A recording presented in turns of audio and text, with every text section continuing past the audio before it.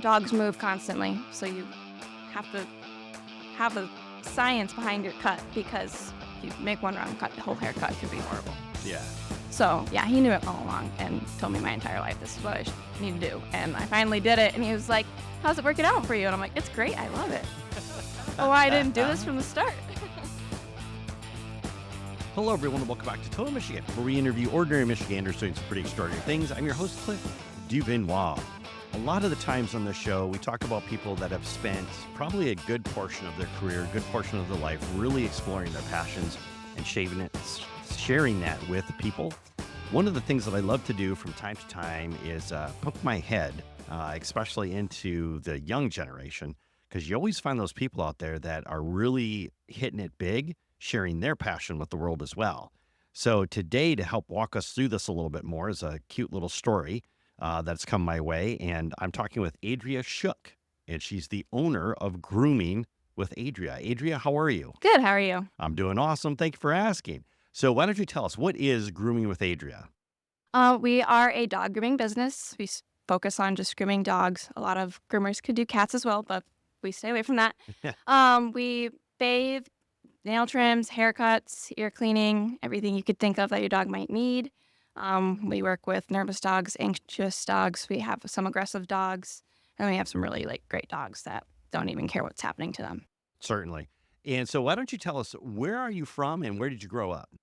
I am from Sault Ste. Michigan, where my business is located. I grew up here most of my life. Halfway through high school, I moved down to Brighton, Michigan, and graduated high school from there, and then came back up here and went to college, and then have just stayed, I guess. So you graduated from Brighton, Yes. which is a little bit of a trek from here, and then you decided to come back. Why? My whole family's here. You can't beat summers up here. Northern Michigan's beautiful. Oh, yes, I it love the is. people. I love the town. So it's just home. Nice. And so now your parents, are they still in Brighton or did they move back as well? My mom and my stepdad are in Brighton, and my Okay. dad's in Cedarville, which is 40 minutes south of here. Okay. All right, perfect. So you said you went to college up here, LSSU? Yes. Okay. What did you start to study there? My freshman year, I started off as a pre-vet major. Worked at a local vet clinic here in town. Realized that's kind of not the speed of life I wanted, but I still wanted to work with animals. So at the time, going into my sophomore year, I switched over to just business, normal business. Right. Met a few groomers, got hooked up with one down in Ohio. I moved down there for 3 months. I moved down to Ohio for 3 months, and she taught me everything I needed to know.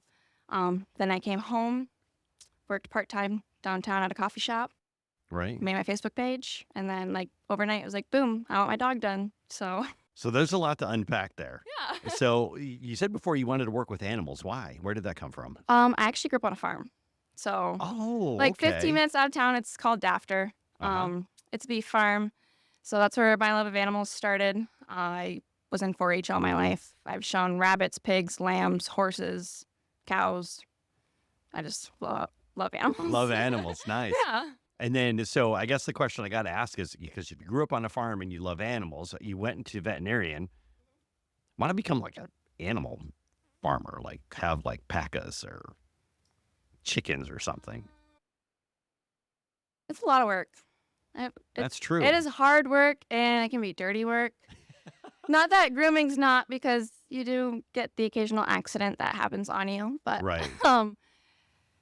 it's a lot of outside working with your hands, Right. and I enjoyed the more of a 9 to 5. I get to send you home after I'm done with you. Yes. Perfect. So Okay. yeah. And then you said, because you were at LSSU and you met some groomers. So now did you graduate from there or did you drop out? I did drop out because the business took off so quickly. It was either I chose school or I chose the business, and That's cool. Now, you said you were meeting groomers that was there, and this is when you dropped out and you moved to Ohio, which is interesting because I have to imagine there's groomers that are closer. yes. So I reached out to a couple of our local groomers to see if they'd let me shadow, to see if it's just something I'd be interested in. None of them were open to it. And then my boyfriend's friend, Garrett, his sister, is a groomer down in Ohio. And Garrett was like, here's her phone number, call her up. They would love to have you down there. Right. So I called her and she was like, yes, come down. Like, we'd love to have you here. And my boyfriend's from Ohio, or his parents are from Ohio. Right. So I stayed at his grandparents' house and just did my thing and then came back. Now, when you came back here, you were talking about you had a part-time job at a coffee shop. Mm-hmm. You built out your Facebook page. At what point in time did you say to yourself, I think I can make a run at this? So I think it took me 2 months. So I was doing it like part-time. I was working down at the coffee shop part-time. I made my Facebook page in May. And then come July 4th, it was like, I can't do the coffee shop. I have to pick one or the other. Yeah. So I just picked grooming and just did that full-time. Nice. And it's just gotten busier and busier since. So now when you talk about before, and this is actually kind of cool to explore, talking about before about how business just exploded, right? You put up a Facebook page. You mentioned that there's other groomers that are in the area. So the first question is that how, like when you put your Facebook page up there and all of a sudden people are booking appointments with you. I mean, did you have location? Did you have any equipment? I had equipment. I did not have a location. I Okay. just did it out of my house, would bathe dogs in my bathtub at home. I had a little fold-up table that I would pop up, put them on, dry them, and clipper, scissors, whatever I had to do, and then would send them home. And I can imagine that people just didn't care as long as their dog got clean. Yeah, no, they didn't care. And a lot of them around here are word of mouth. Most of them knew my mom or knew my grandma, so they're like, oh, we're going to give her a shot. And very supportive town. Like, Right. everyone supports local businesses and all that kind of stuff. So it was easy. And then the hair got out of control at home. So I was like, I have to find somewhere. So that's how I got in here. So when you talk about hair, because it's like you're in residential, Yes. the plumbing is all different. Probably not Yes. equipped to wash, 20 dogs a day. Yeah. Yeah. And like we use a high velocity blow dryer. So when you have like an excessive shedding dog, like a golden retriever, the hair will fly everywhere. Like, and even after I moved in here, I was still finding hair in my home like 2 months later that I missed when cleaning. So Yeah. And now, so you got this up there. Now, so you put your Facebook page up there. What was going through your mind when people first started booking? I mean, was it one of these things like, holy cow, this actually might work? I mean, yeah, I mean, I didn't know what I was expecting. Like, I just made the Facebook page, opened it, like, didn't really invite anyone to it. And then I think my mom knew I did it and like shared it on her Facebook page, and all of her friends shared it and all that. So then it just was like, boom. cool. I had all these followers, all these people asking to get their dogs in, and all this. I had no pricing set up yet. And so I was like, I was just winging it.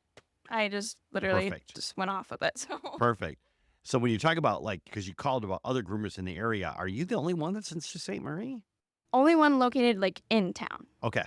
There's one on 9 Mile, which is 15-minute drive. Right. There's one out in Pickford. And then I think there's one on 7 Mile. There's one in Kinross. There's only like 5 or 6 of us. Okay. And we're all really busy. I know that. I do talk with the one on Pickford frequently. Right. She's been really supportive. She's great. And there's just not enough groomers and too many dogs. So like I have I'm booked out 3 months right now. Seriously. Yeah. Business is that Yeah. good. And then there's me, one other groomer, and Chloe, who is here. And we have a bather that we're just starting to train grooming. So we can maybe have 3 groomers so we can cut back the wait time a little bit. So when you got this business launched, and based on what you shared before, it's like you really don't have a lot of experience launching businesses. This is actually No. your first? This is my first. I did grow up. My stepdad is an entrepreneur. So he's got. Oh, okay. Yeah. So I kind of lived in a home with it. He has, I think, 5. I might be wrong. He might have more locations in like Metro Detroit. And he is like music. So kids come and teach music. Or he teaches music. Not him, but he That's has cool. independent contractors that will come in and Yes. work for him and teach kids music. So Oh, that's Yeah. kind of cool.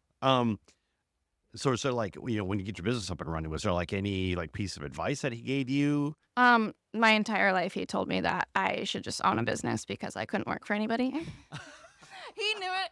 He knew it all along, but I was stubborn and I was like, no, I'm going to be a vet. Like, this is what I want to do. And I was great at art. And he was like, you're going to be an artist. Like, this is what you should do. He knew it all along. And grooming is an art. Like, it takes a lot of time and skill, especially when you think about it, dogs move constantly, so you have to have a science behind your cut because if you make one wrong cut, the whole haircut could be horrible. Yeah. So yeah, he knew it all along and told me my entire life this is what I need to do. And I finally did it, and he was like, "How's it working out for you?" And I'm like, "It's great. I love it. I don't know why I didn't do this from the start." Nice. Yeah. That's really great. But yeah, no, whenever I have advice, I call him up and he knows everything to say. So Oh, that's great. And it's nice to have that, that family support too, yeah. Um, so let's kind of explore a little bit about, because when you get the business, you've got people that are like lining up, starting to take off, mom's network friends, sharing this all over the place. Talk to us about like some of those initial like challenges. I mean, was it did you get to a point where you thought, this is too much too fast? How am I going to No, handle all this? I never got to the point where it was like too much too fast. There were scenarios that I have not been put in where you get maybe one unsatisfied client or you accidentally nick a dog and have to send it home and tell, oh, you got a vet visit. And it's like, do I pay the bill? Do I not pay the bill? So like when I first started, I had no policy set up. And through mistakes and learning from experience, I was able to build a policy. I had one time, one person came in, wanted her dog shaved when it was a dog that shouldn't have been shaved. And I talked her through it, and we decided not to shave the dog. Right. And then a month later, she wanted a full refund. And the dog would have probably needed a bath after that whole month. And I didn't know what to do because it's like, it's already been a month. Right. And I didn't have my policy really set up. So that's when I started doing the 7-day. Like, if you're not satisfied, let me know within 7 days and we will fix whatever it is. Right. Anything after that, we're going to treat as a new appointment. But yeah, it was just like trial and error from experiences that I didn't have when I was training under somebody because they handled their business side and I was just kind of there. So yeah, that would probably be the most challenging part. And actually, that's interesting because when I see people with their pets, it literally is they're treating their pet like a child. Yeah, I'm guilty. I have 2 dogs and they're my babies. So you know. I know firsthand. Yeah. Yeah, and that's got to be tense when, somebody comes in here with high expectations or something. And like you said, you talked her out of it. Yes. How often does that happen? Pretty often. So any of your double-coated breeds like Australian Shepherds, Golden Retrievers, they should not be shaved. Their double coat actually controls their temperature. So when it's shaved, they don't really know if they're hot or cold.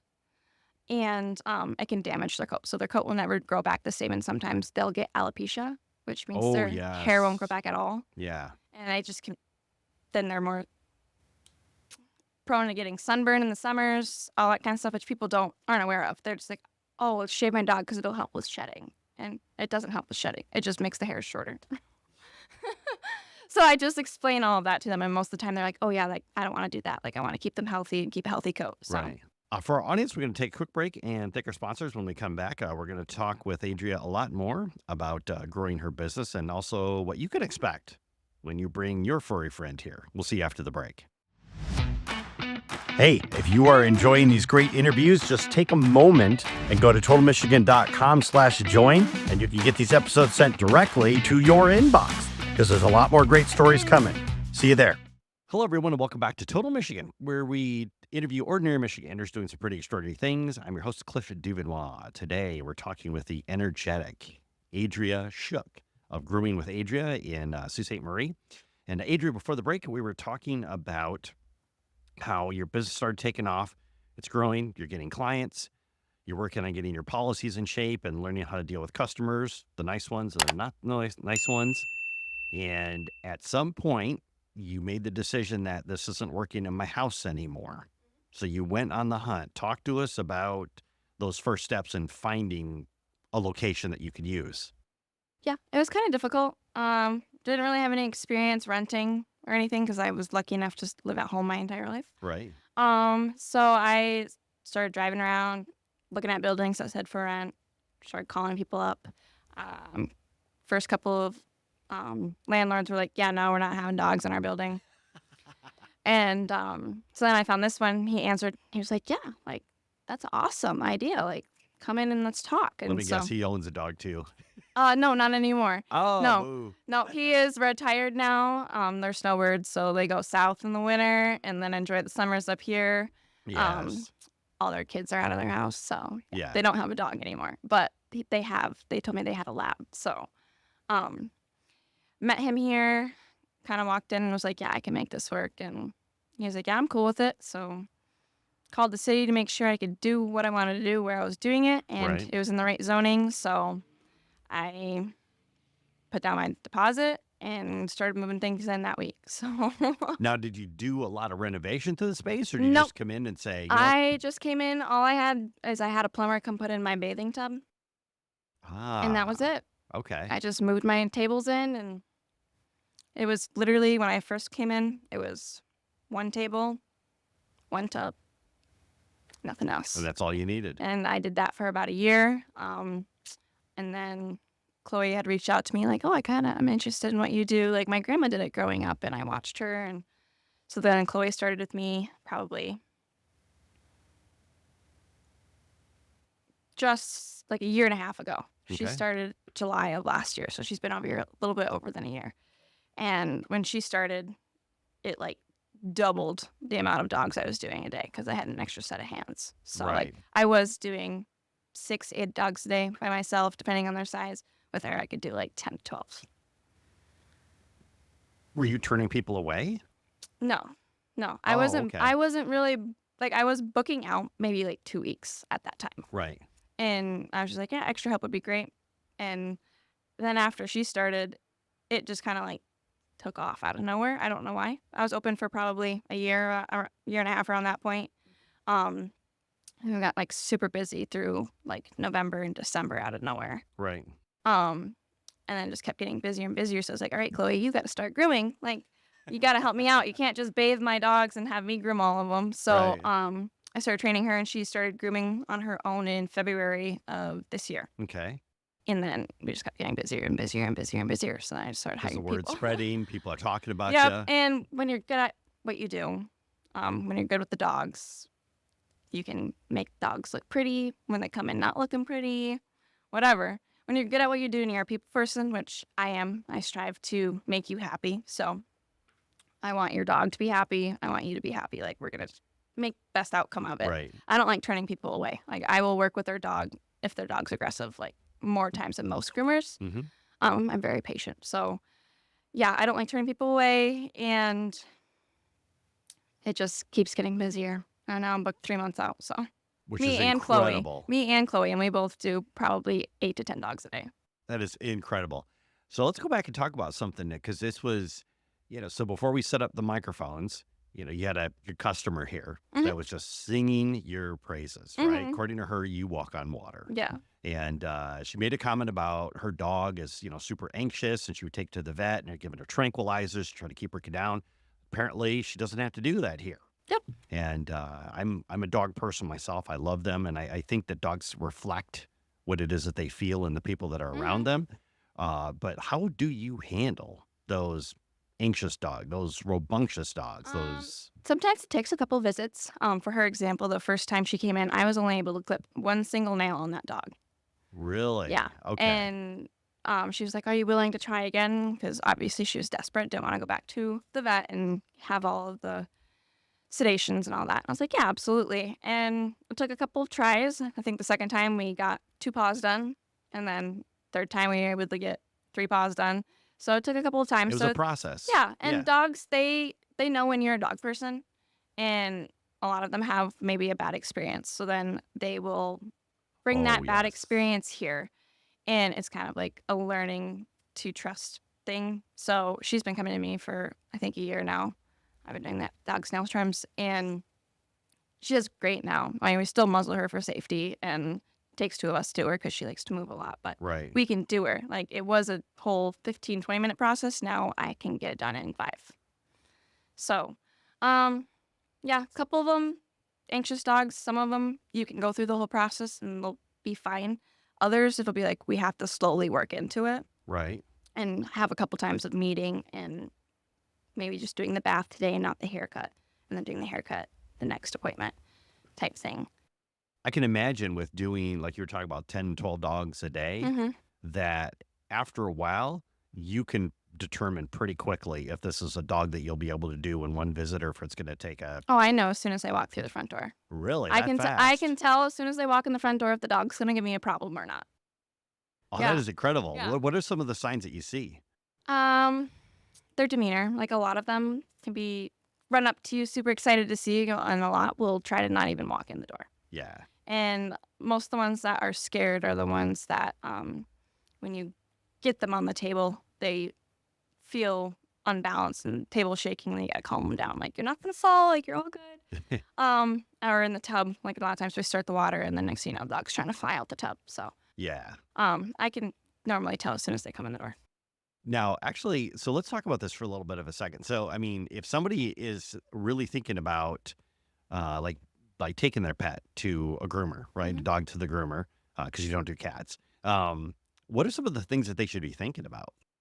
Um, well, when you get a dog, you should do your research before you get a breed.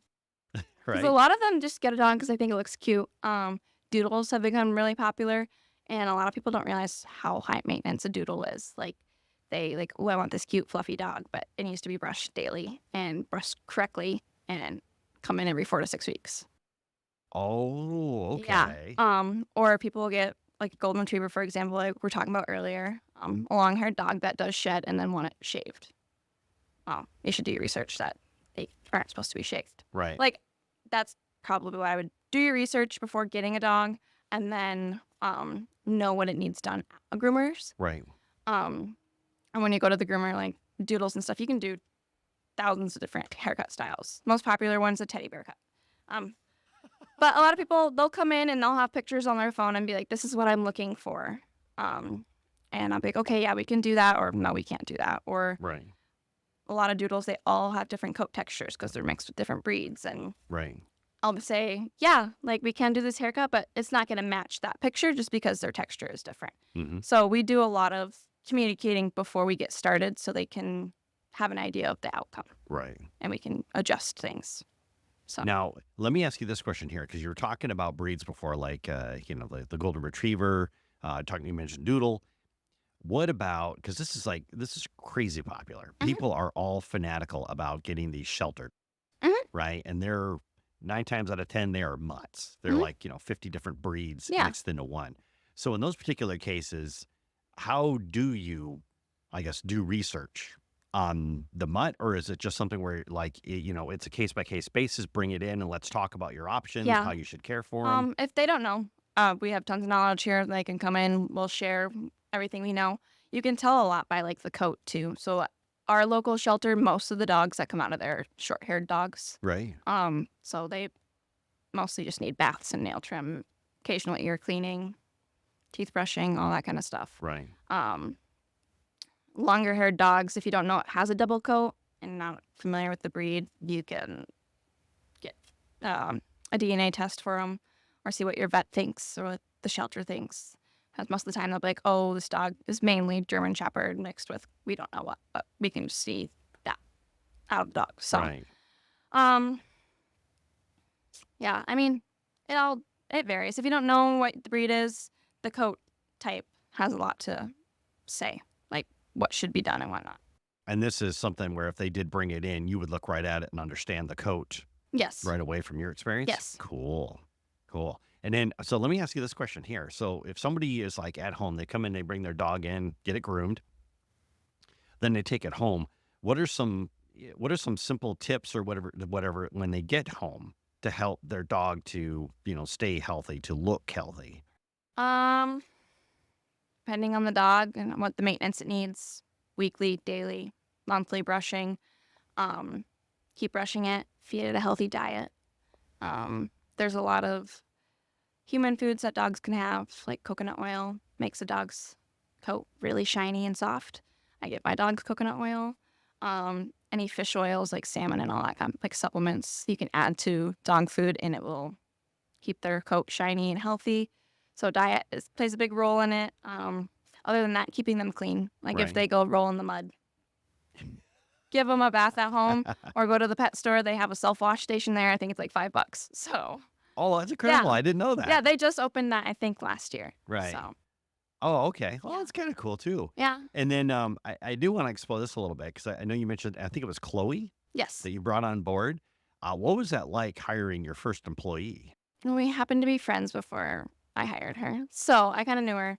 I didn't know what it was like hiring an employee, didn't know how to do it really, just kind of wung it, and we were friends, so she stuck through oh, I didn't get paid this week. I'm like, oh, I thought I ran payroll correctly. Apparently I didn't. So she's been a trooper through it all. And I've loved having another person here, somebody to Right. talk to instead of me sounding like a crazy lady talking to the dogs all day. Sure. Um, and she's helped a lot. So Right. taking a lot of, not stress, but more responsibilities off me because she can help do the same thing. She's kind of Mhm. like my manager, I would say. Now, she's been here forever. She knows every answer that anybody would ask. So Right. if I'm not here, she's your person to ask. But yeah. So let me ask you this question here. You've done really well for yourself. I mean, if you're booked out for 3 months, you're managing your employee. Why don't you talk to? Because you mentioned something about this during the break. I would like to explore this, but the role that technology Mhm. is playing in your business because you're running everything through Square. Yes. Talk to us about that.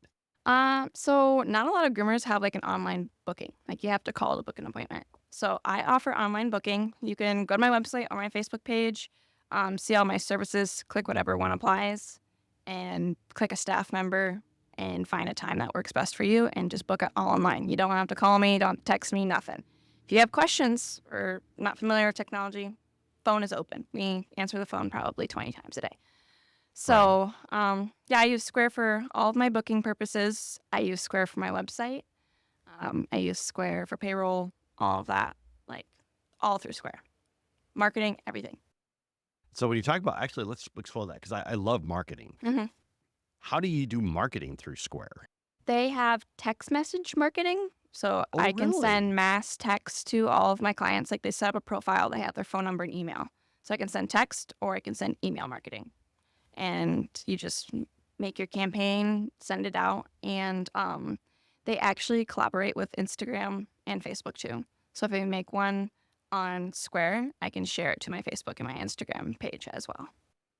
Oh, that is so Yeah, cool. yeah, That is so cool. It's like you got a whole accounting payroll department at yes, the click of yes, a button. yep. And they do like all of your reporting too, so I can see which months I did best in throughout the year. I can see whether cash or card sales are doing better. I can see what service is getting booked the most. Right. Like they do like tons of reporting for your entire business too, like year round, and share it with you Right. for Now, is access. this something your stepdad recommended or just something you stumbled on? Yeah, he did. He recommended Square. That's perfect. Well, you got that wealth of knowledge. Might as well take advantage Yeah, of it, you yeah, know? Yeah. yeah. So let me ask you this question here. What's next? What are you thinking about for the future? So right now I've been working on typing up a business plan to grow my business into a boarding and daycare and grooming location. So Oh, it'll be like an all-in-one stop shop where you can bring your dog for daycare and get groomed the same day, or bring your dog to board for a week while you go on vacation and have your dog groomed. Like everyone can come to like one area. Um, so I've been looking into doing that in hopes. I'm hoping to find a building by next year right. and get that going. So That's cool. So we'll have to have you back on the show when that happens. yeah. So let me ask you this question, because I see this a lot with people. You're the first one that's ever said, I'm working on a business plan. Most people like jump in with both feet. So why did you feel that a business plan was the best route to go? I wanted to see numbers, so when I go to ask people for help, um, so I'm a tribal member, so I belong to Sioux Tribe here, Mm-hmm. and our tribe really does help tribal business owners, especially women. So I wanted to have a plan, so when I go to them, being like, "What can you give me to help me? This is what I want to do. This is my numbers. This is what I need to get started." Like all that kind of stuff, because there's tons of equipment that goes into daycare Yes. and boarding, like kennels and all that, and I want like top quality stuff. I don't want to be just like a random border. You know what I Yeah. mean? I want it to Yeah. be like a nice location that people like I would feel safe bringing my dogs to. Sure. Um, so I wanted a business plan that I can be able to talk to people, and they can see the numbers, and I will know the knowledge, like because I obviously did the research and typed it up Right. myself. That's why I wanted it, and I wanted it because it's great to look back on when you are working on a business. Like, for example, this one, I didn't type up a business plan. I didn't have short-term or long-term goals, so I can't really tell you what they were. But with the one that I'm typing up now, I do have short-term, long-term goals. And I think it'd be nice to be like, oh, wow, like I met that goal like way faster than I thought I did. Sure. You know what I mean? Yes. Yeah. So that's the whole backstory of the business plan and stuff. Oh, this is like super cool. So let me ask you this question here. And then I think you got a customer outside. So let me say through this question here. So when you're working with, because you're talking about how you work with the tribe, is there resources that they have available? Do they provide financial support at all, like in the form of a grant or something else like that? Yeah. The one page that I've been following is To Tribe Thrive. They are newer, and they give grants and will help you like look into grants with the state of Michigan and stuff like that. I think I haven't done too much research and haven't talked to anybody there yet, Right. but I know it's available to me. And the tribe is very supportive for all their tribal members, even outside of business. If you're looking to get a home, Right. a lot of them first-time home buyers will let you help you with the down payment and stuff like that. Sure. And if somebody did want to reach out, contact you, follow you online, what's the best way for them to do that? You can look up Grooming with Adria on Google. I should be the only one that pops up. Nobody else has my name. You can look it up on Facebook and just click follow. Perfect. Adria, thank you so much for taking time to chat with us today. Yeah, Really of course. appreciate Thanks it. for having me. And for audience, you can always roll on over to totalmichigan.com, click on Adria's interview, and get the links she mentioned above. We'll see you next time when we talk to another Michigander doing some pretty extraordinary things. We'll see you then.